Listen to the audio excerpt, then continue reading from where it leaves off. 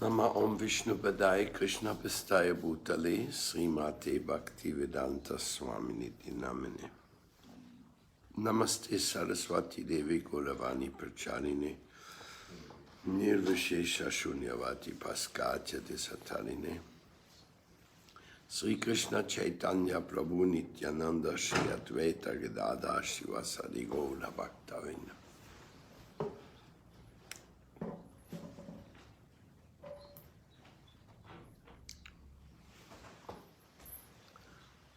I offer my most humble obeisances to my beloved spiritual master, who showed us a dimension of life which we were quite unaccustomed with, specifically since we come from the hippie generation.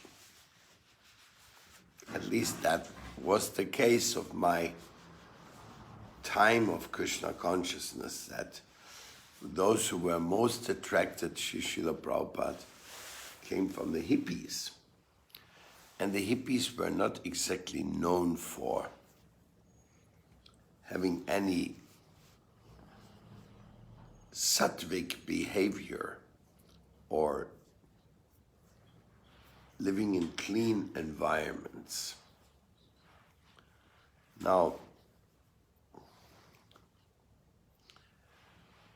what I'm going to talk about today is not necessarily that where you can find the best example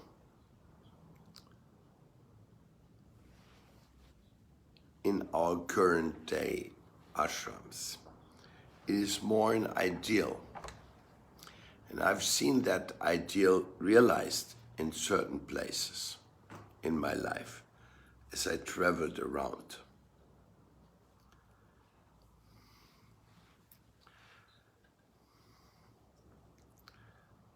Temples represent a place to go to the spiritual world. So we should be able to expect from the temple the greatest example of positive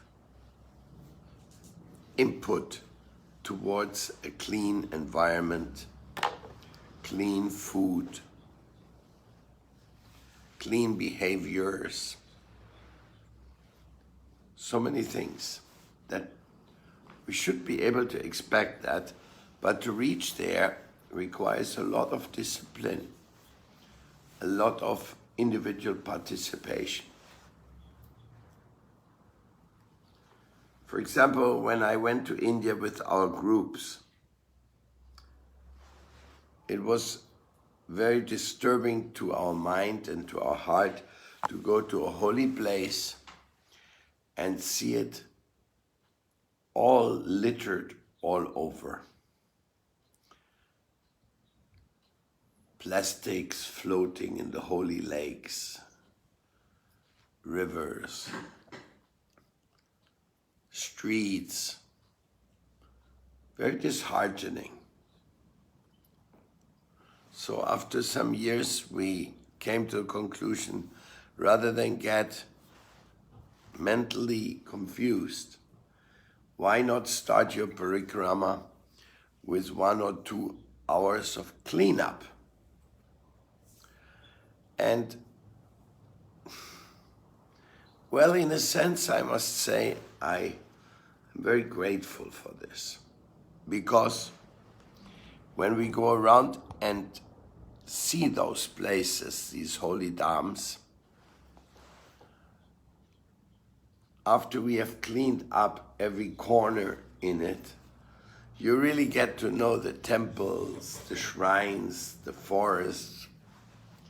Like in Sevakunja Nidivan, we have been able to crawl under all the sacred kalpavriksha bushes and to just take out all the garbage was flying around there.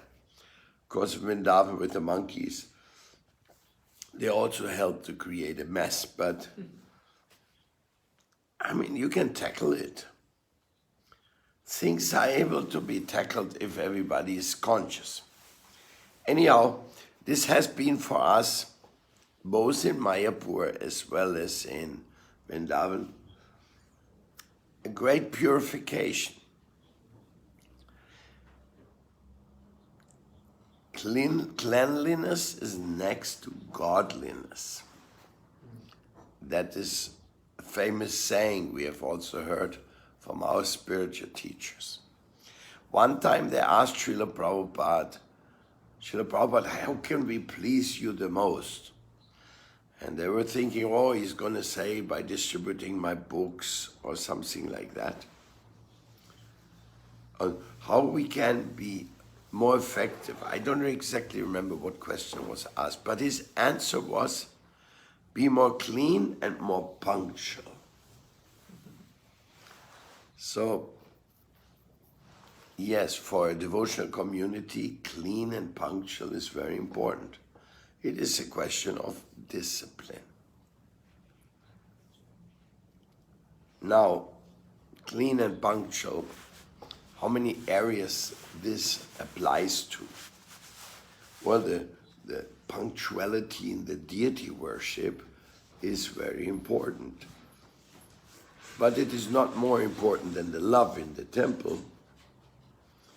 Like if for some reason somebody is coming late or something, everybody should be dealt with very lovingly. But if we are on time, it's nice. And now when you go to a temple and you enter the entrance and you see the shoes are flying all over, there's no place for the shoes and there's garbage littered around, you feel discouraged. You feel, oh, this place is not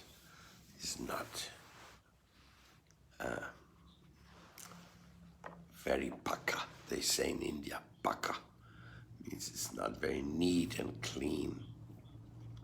Therefore, even from the entrance of the temple, like for example in Varshana, we have had quite some difficulty to make sure that no shoes are flying around the entrance of the temple. So we had to make shoe racks which are hidden. Different places have managed in different ways. I remember in Akshayapatram in India, where as you go towards the temple, all of a sudden there's like a 50 centimeter high hole, and inside the hole there's a man. He says, give me your shoes. So you give them the shoes and they give you a number and they keep it, so you don't see it, you hardly see the shoes. Very sophisticated ways of doing it.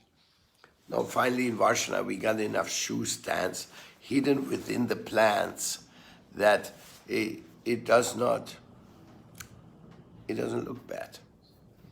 You can go to the temple, even larger amounts of people, and the shoes are not flying around. And of course, no shoes, no garbage. Inside, outside, everything has to be very, very clean. Our temples should be known for an intense standard of cleanliness that will increase our devotion, that will increase our effectiveness, health, everything. And just like in the temple room and on the altar, we always want to decorate to the maximum degree of beauty. We want to have Krishna's temple extraordinarily nice and clean. So that same thing applies to the temple room. It applies to the compound or the building around the rooms, the entrance. Actually, it applies to the whole city where the temple is. If you really want to extend it. You don't like to have a temple in a very dirty environment. And that requires participation and discipline by the devotees, by the local communities. And it's very difficult in Kali Yuga especially. You see littering is going on everywhere. There's so much littering going on even in Germany, in the parks now, where you go, people throw anything everywhere. It's very disheartening. Because especially it's disheartening when you understand that much of the garbage which is thrown into the environment actually gets into the water bodies and contaminates the water bodies. And then from the water bodies, from the rivers, it flows down to the ocean, and our oceans are so polluted, so amazingly polluted. It is hardly imaginable. Anyhow, this is a big problem in this world by this plastic society. Everything is made of plastic, and people like to have it because it's cheap and practical, but as soon as it is being used, it becomes a nuisance, it becomes a disturbance. And then if there's not a full recycling conception, then it just ends up in the environment. And this contaminated environment also means eventually contaminated health. You yourself, your devotees, your friends, you will definitely be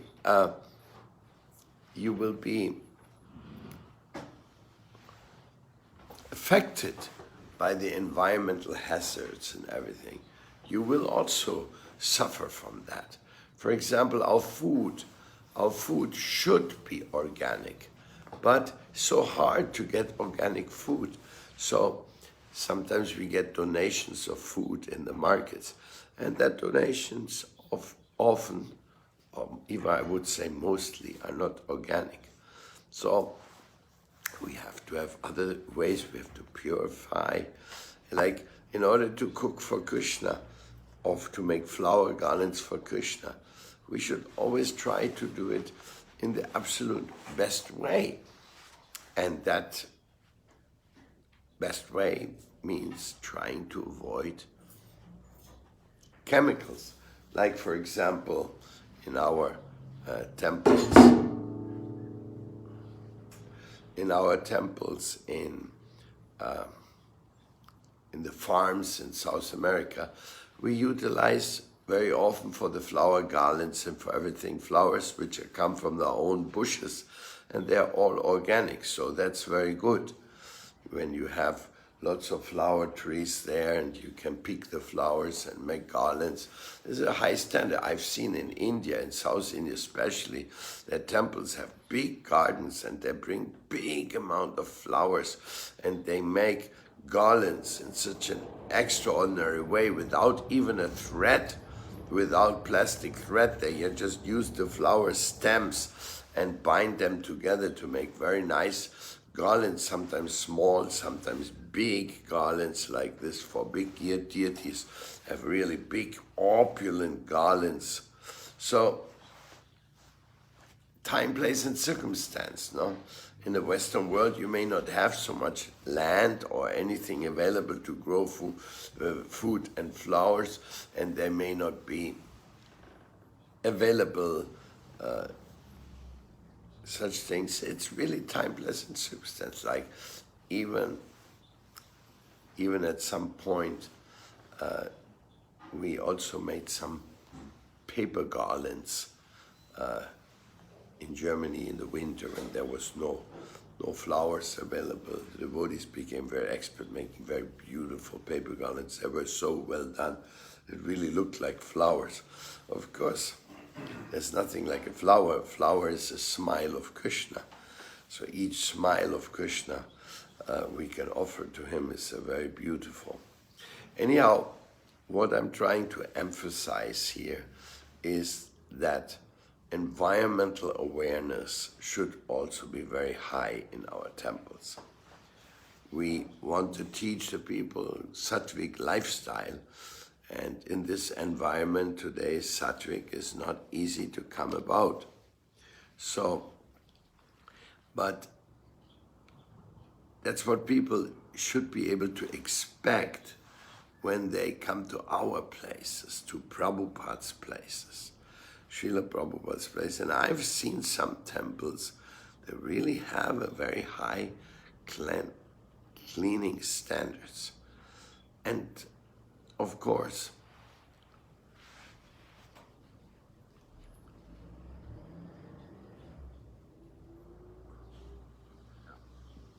recycling, composting,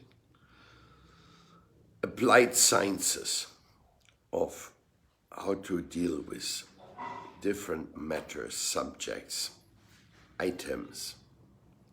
It requires a good brain behind, a good discipline.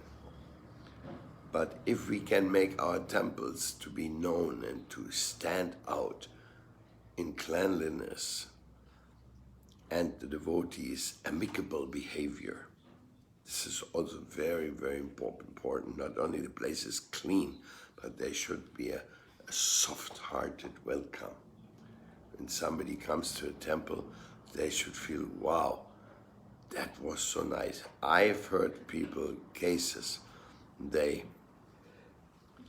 people come to the temple for the first time, they're a little scared what I'm getting into, what is this place all about? And then they meet some devotee with a harsh attitude or not so welcoming and friendly, and they become very discouraged. So, of course, you cannot control everything. There's always tests along the way.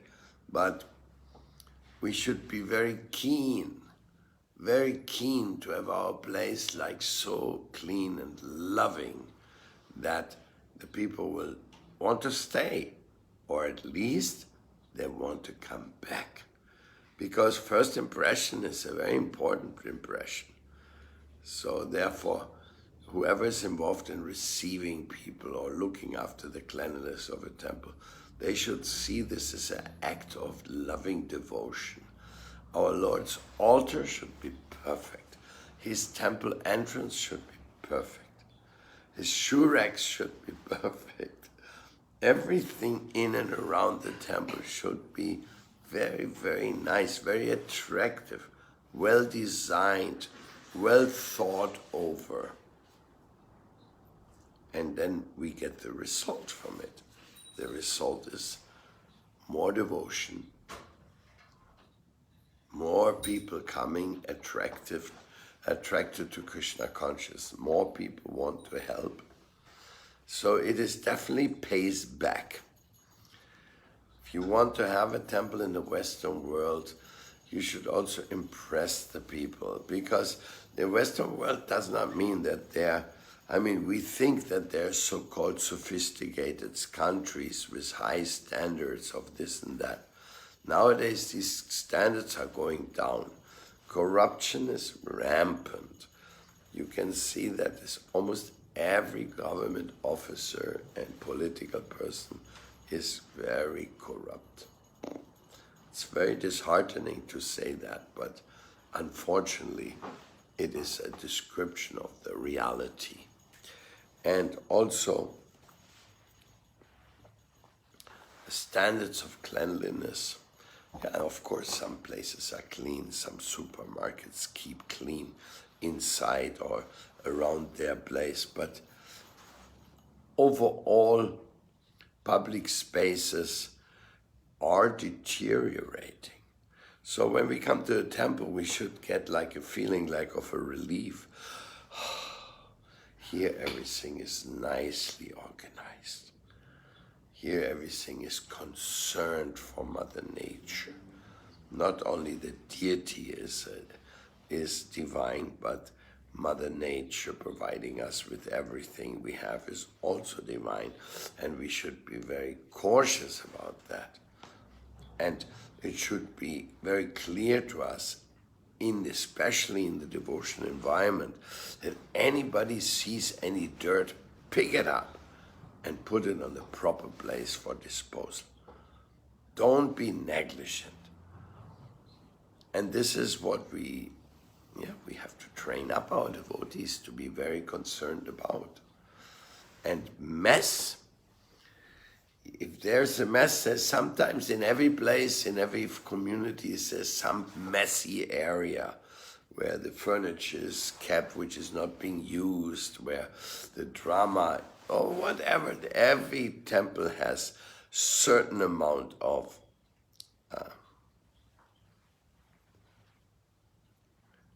storage type of things. And storage is usually not very beautiful, but it should be well done and kept away from the sight of the public who's coming. But anyhow, let's always keep in mind that the whole temple belongs to Krishna. The surrounding belongs to Krishna. The gardens belong to Krishna. Everything should be neat and clean. Neat, clean, friendly, loving, and healthy, good food as well. That will be the highest appreciated by the people. Of course, then comes the beautiful lectures and kirtans, which are also very much essential for spiritual life and for devotional environments, and good classes with good sections of question and answer, with sections of getting to know the holy scriptures like Ishopanishad, Bhagavad Gita, Srimad Bhagavatam. A devotee has to provide tons of things. I've seen some temples very sophisticated, where they have, I saw one temple where you even had, like, as soon as a song was sung, a screen was coming down from the sky, and the beamer would put on there the text which they're going to sing now. So everybody just had to look at the screen if he wanted to sing along. Whereas in many temples, you start singing a bhajan, everybody start looking for the song book, and then they take long time to find the song. Then they try to play the kartals with holding a song book, and it is very messy. It's usually not very well organized. So, of course, it's better if we have a song sheet which we hang up. Now we sing this song, and everybody can read it on the sheet. At least some organizational feature has to be there to make things efficient. Like when you go in a symphony orchestra, it's not while the symphony is going on. The musicians are trying to find, where is my partitur, where is my part to play. No, it has to be already in front of them, or they have to have it memorized, that they know exactly what to play in what time. So, yes, a little bit efficiency. Organizational efficiency is very important and very good. And coming together in Ishtagostis to discuss it, to share the responsibility amongst the community, make everybody lovingly aware, because it is devotion is really a thing of many hands, making a nice temples. I've seen some temples, especially in India, everything is done by employees. Usually, sometimes it is quite a good standard they achieve with employees, but usually the employee priests, the employed cleaners and all that, they are usually, first of all, they're not so loving. And sometimes they want to collect money for themselves being in that devotional environment, but they are more interested in their own pocket than in the deity or in the temple. So really, I prefer the temple where there's no employees, especially in the deity room and in the, sometimes Prabhupada made adjustments for a big festival. He had to hire some cooks and things like that. But there's nothing better than when everything is done with love by devotees. And if it is unavoidable to include some other people to help, then they should be guided by surrendered devotees so that the overall impact remains fantastic, very personal and very concerned. So cleanliness, punctuality, all these things, they help us to be more Krishna conscious. Because clean and punctual means deity consciousness. Hari Bhakti Vilas, Bhakti Rasamrita Sindhu, There are so many instructions in these books, and cleanliness and punctuality is definitely one of them. It belongs to that devotional offering to the Lord. Like you want to have seasonal fruits, vegetables. You want to have a tulsi leaf on top of each cup of different preparations, so that Krishna will get pure food, because by the tulasi everything, all the imperfections are overcome. So many guidelines, so much help we got from our acharyas. Now we should do our very best that the people will find in our ashrams something different. And to tackle the most difficult one, sorry to say, that's the brahmachari ashram. To actually get neat and clean, organized brahmachari ashrams without towels hanging over the door and all that. Definitely difficult. It needs a very, very dedicated effort by the local devotees to make sure that every new devotee also knows this, where to hang the wet cloth, where to do this, how to keep an environment in the ashram suitable for studying or anything. Brahmachari ashrams, they have their own trials to pass.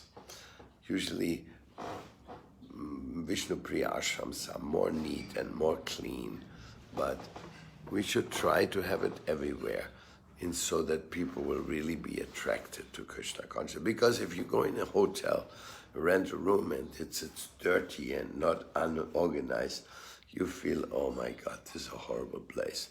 I want to get out of here as soon as possible. So in a sense, in a hotel you pay a lot of money and they have employees to look after everything. So to have a same standard just based on devotion and spontaneity is not easy. We know it's not easy, but if you make a point of it, and if you make people enthusiastic, like if I'm serving the deity, I'm also serving the visitors of the deity. So the visitors of the deity should feel very comfortable, so that when they see the deity, they feel, wow, this is such an incredible place. We have come here out of surprise. We are not paying even or whatever, but here everything is so lovingly clean and organized. They will take that impression with them. That will make them more devotional and also more charitable, more to get donations for a place. So, summing it up, the subject is try to do your level best. Always have a view. Where is abuse or negligence going on, and attack it and solve it. If you do that, your community will grow better and more healthier, and everybody will be grateful for the divine environment which has been created, the divine environment of doing puja, doing worship to the Lord. Whatever you do for puja on the altar, extended puja is to keep our temples neat and clean and everything. Thank you very much for listening. I know this is not exactly the most popular subject, but it's also part of it. No, we want to have things beautiful. Well, make it beautiful all the way. Thank you very much, and have a very good time of establishing temples of Krishna consciousness in the Western world, as was predicted by Chaitanya Mahaprabhu, Prithiviti Achayate Nagaralika, Sarvata Prachara Hoiva Morana. And there's so much need for such centers. New spiritual masters need new centers, so that there is one environment where their authority is not questioned. So in a spiritual community, you want to have a favorable environment, not a political environment. People criticizing, oh, this temple president is not good, this one is not, the cook is not good. If people come to a temple, they have to hear political commentaries. Then they will become disheartened. They will say, oh, this looks like a place of conflict. While in reality, the temples are the place to solve the conflicts we are bringing from the outside world. So, by the grace of the Vaishnavas, we can upload our filth and load up nectar, so that we can go out with nectar. So we have to load down our filth. And how do you do that? Well, by association with devotees, your filth disappears. That is the practical experience confirmed. But devotees have to be very on top of it. Like when I was joined in the hippie times, we had to learn how to dress. We didn't know how to dress a dhoti. We didn't know what was a dhoti. Everybody had his filthy pants and things like that. So Srila Prabhupada was so kind. He taught us how to wash up, daily bath, dressing beautifully for the Lord, etc., etc. Thank you very much. Any questions from here regarding the topic? I wish you all great success and fully loving experience in trying to have Lord Chaitanya's prediction being fulfilled in more and more and more and more and more places around the world. Where true devotees with true compassion, with true empathy can be found, and they invite you to participate in their devotional offerings for the Supreme Lord. Jai Sri Radhe, Haribo. Surely no question?